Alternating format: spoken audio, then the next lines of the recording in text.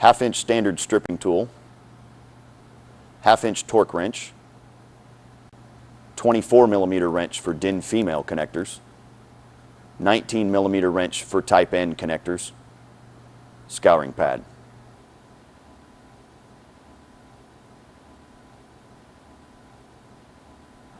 First, remove the central blade housing by pulling straight off the end of the stripping tool. Begin with a flush cut in the valley at the end of the cable. A short length of jacket can be removed to precisely locate the valley.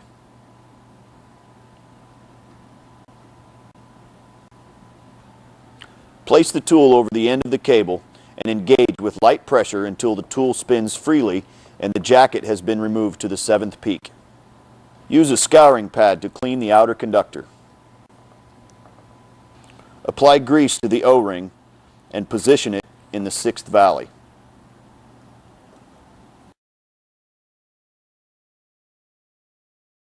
Separate rear half from connector and slide it all the way onto the cable. Then pull toward the end of the cable, concealing the spring fingers in the 3rd valley. There should be 2.5 corrugations exposed. This position will provide the inner conductor with the required pin depth of 7/16 inch. Reattach the central blade housing onto the tool.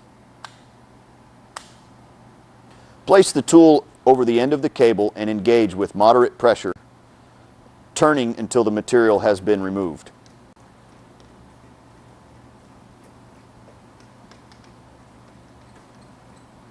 It is helpful at this point to apply firm pressure while tool is rotating so that the outer conductor is fully trimmed to the corrugation peak. Remove the central blade housing from the tool and use the deburring blade in the opposite end of the tool to lightly chamfer the end of the inner conductor.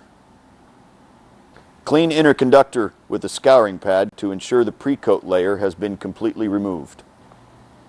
Slide base forward to conceal the spring fingers and engage the connector body to the base.